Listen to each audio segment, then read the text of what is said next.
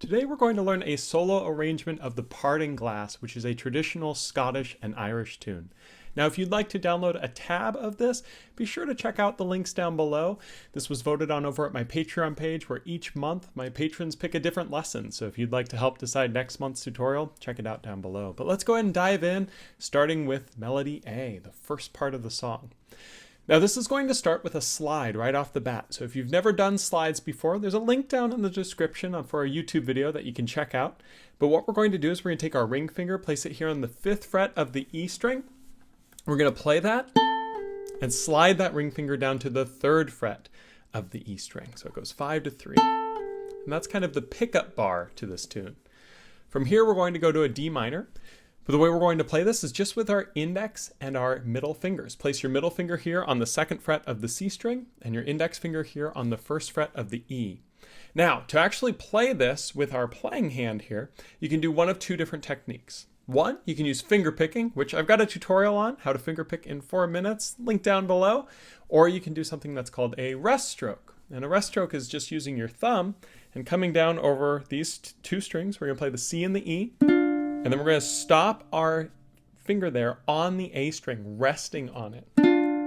That rest stroke technique we can use throughout it, where we just stop after whatever string we're supposed to play. So after we play the 2 and the 1 together, we're then going to play just the 2 on the C, doing another rest stroke, stopping on the E string here. Then it goes to a B flat chord. And what we do is we keep holding this little shape, and we just take that ring finger and we stack it on to the 3rd fret of the G string. Now just pluck your G and your C together, again using a rest stroke or finger picking. Then after that, we're going to take our middle finger off, play that open C string, and then we're going to do a hammer on to the 2nd fret of the C string. So the first measure is something like this, with the pickup bar.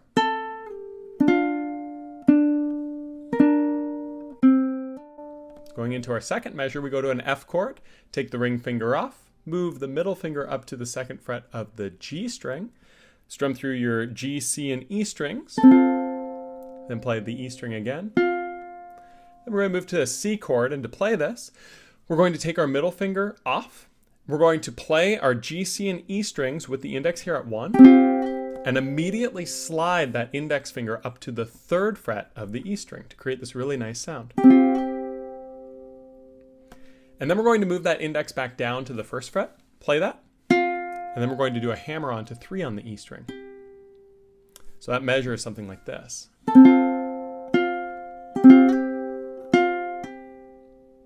Going into the 3rd measure now, we're going to be playing that F chord again, just the index finger here on the 1st fret of the E string though. Strum our C, E, and A strings. A string open again.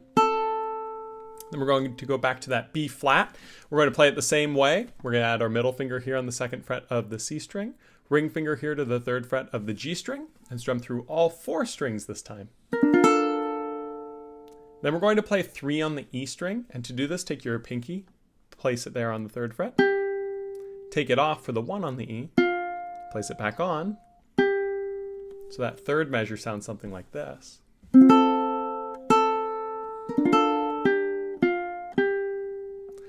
Then the 4th measure here, we're going to play an A minor chord. Just take your hand completely off, play it open on the C, the E, and the A strings together. And then play open on the C string. And then play your G string open and your C string open together. And then to finish this 4th bar, we're going to take our ring finger and place it on the 5th fret of the E string, play that, and slide it down to the 3rd fret of the E string. So the 4th measure sounds something like this.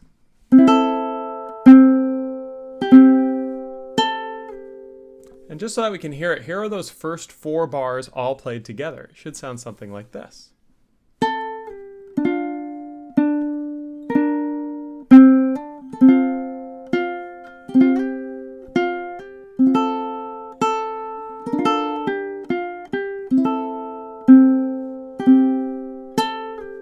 Notice how I'm using the rest stroke as I'm teaching it, but I also like using finger picking. So try both techniques to see what you like more with your playing hand. Let's go on to measures 5, 6, 7, and 8 now to complete this Melody A section. It's actually very familiar. It's going to start off exactly the same as measure 1. We're going to start with that D minor with these 2 fingers here. going to the B flat. So measure 5 is the same. As we go on to measure 6 here, it goes, which is exactly the same as measure 2. So 5 and 6, exactly the same. But then it starts this part, which I think is the hardest part of the whole arrangement, which is here at measure 7. I'm going to play measure 7 for you so that you can hear this. It should sound something like this. So the way that we play this is we start with our F. We just take our index finger, place it on the first fret of the E string, strum through our C, E, and A together. Now we're going up to a B flat in a little bit different of a way. We're going to use our middle and ring fingers. Place the middle finger on the 5th fret of the A string and your ring finger on the 6th fret of the E string. We're going to play those two strings together. Then we're going to slide the ring finger down to 5 on the E string and take your index and add it on 3 of the A string while removing the middle finger. So you have 5 on the E and 3 on the A. Play those two together. And here's the tricky part. Make sure you have a nice angle here with this finger. See how it's not coming down relaxed, right? It's a nice angle. And then with this finger, I'm going to do a pull off to the open A. To do that, that index finger is physically going to pluck the string as it does the pull off. Again, ensuring that that ring finger keeps a good angle. If you come down, it'll do this. It'll create all that nasty buzz. And so you want to make sure the finger angles are really sharp. And it sounds like this, doing that pull off. And then you're going to take this ring finger and you're going to slide it down to the 3rd fret of the E string and play that. And then open on the A. So it's a doozy of a measure, but it sounds something like this. And then measure 8, much, much easier. We'll go back to that first D minor. We play just the middle finger here on the 2nd fret of the C string and index finger here on the 1st fret of the E. Play just the C and E together. Play the 2 on the C and the 2 on the C again. You'll notice if you're looking at the tab, this has what's called a fermata, that little symbol. That just means that you're going to hold this note indefinitely. You just hold it a little while because this is the end of the melody A section. And even though there's one more note on the tab, the 3 on the A, it's kind of the pickup into the next part. And to play that 3 on the A, we're just going to use our ring finger here. So measure 8 sounds something like this.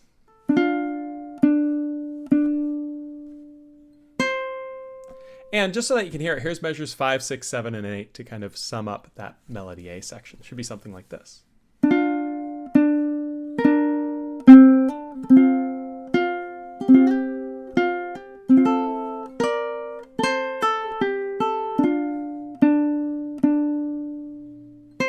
Notice how I held that 2 on the C a little bit longer for that fermata to then move on. But now we go into the melody B section, which will finish the song. It's a little bit shorter than the A. Actually, I think it's the same length, but it repeats some stuff, so it feels a little shorter.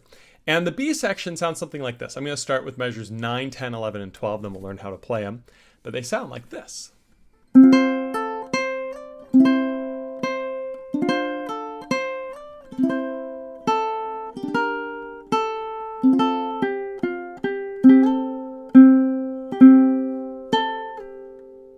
So with this new section, we're going to start with an F in a little bit different of a way. Index finger here on the 1st fret of the E string, ring finger here on the 3rd fret of the A string. We're going to strum through our C, E, and A together. And then we're going to do a pull off to open on the A. Same deal as before with the pull off. Make sure that that finger is nice and sharp with the angle. In this case, the index. If it's getting relaxed, it's going to touch the A string and that'll create a buzz. So make sure you're really articulate with that angle. So we do that pull off. We put the finger back on to 3, the ring that is, and then we slide it up to 5 on the A. So it goes. If the other part was the hardest part, this is the second, and this might be the hardest part depending on your experience with hammer-ons and pull-offs. In this case, pull-offs and slides. And then we're going to go to a C chord. To do that, you just take this ring finger, slide it back down to 3 on the A and strum through. And then we play the 3 on the A again. Going into the 10th measure here, it goes with a D minor chord, and we're going to play it a little bit differently again. So the middle finger is still on the 2nd fret of the C string, index here on the 1st fret of the E string. The ring finger is going to come here on the 3rd fret of the A string. We're going to strum through our C, E, and A together. Same pull off, 3 on the A, slide up to 5, just like we did on measure 9. You'll notice that they very much mirror each other. And then instead of going to the C chord that we did last time, we go to an A minor. Take your index finger, place it on the 2nd fret of the G string, and strum all the way through. Then we're going to play the open A string.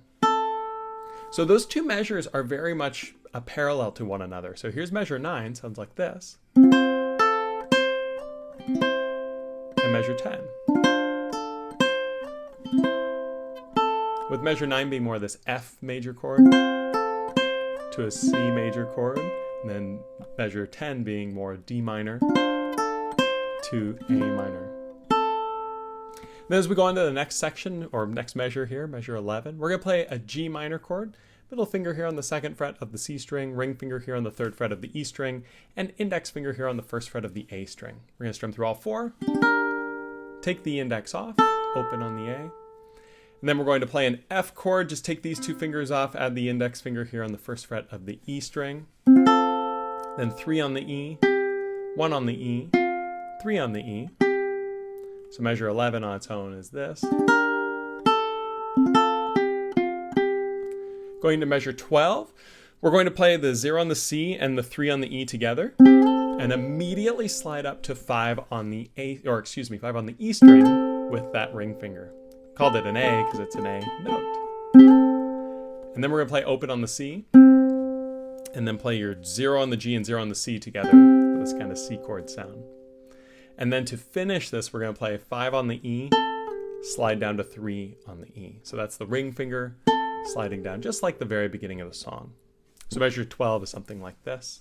Oh, excuse me, I slid the wrong way. Measure 12 starts with the slide going up. It could be easy to mix these up. And so that you can hear all of this, here's the first part of melody B, measures 9, 10, 11, and 12. Should sound something like this.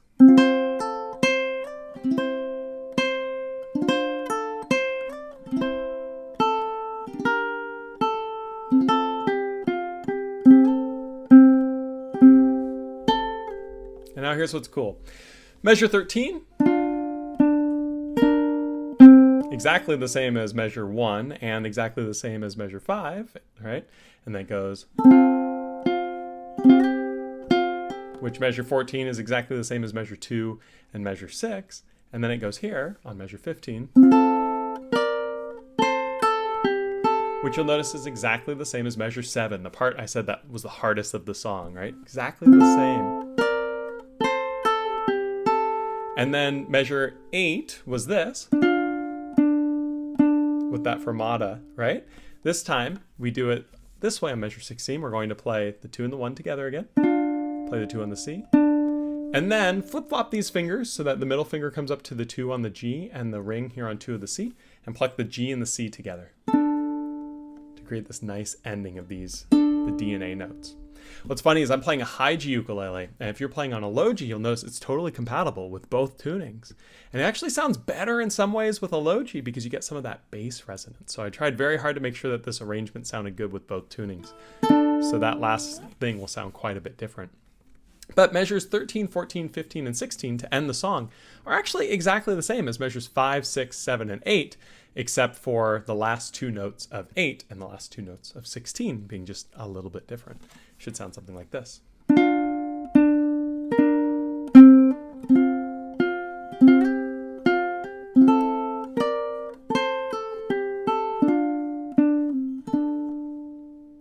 And that ends this absolutely beautiful tune.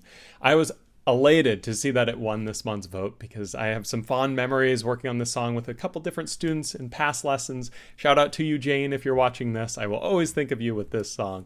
But it's an absolutely beautiful melody, and I think it translated really well on the ukulele for both high G and low G. Again, if you want extra help with finger picking, rest strokes, and all these other techniques, be sure to check out the links down below, including a link to where you can download this tab. And I'll look forward to seeing you guys on the next tutorial. As always, if you have any questions, feel free to leave them in the comments below. I'll see you later. Thanks so much.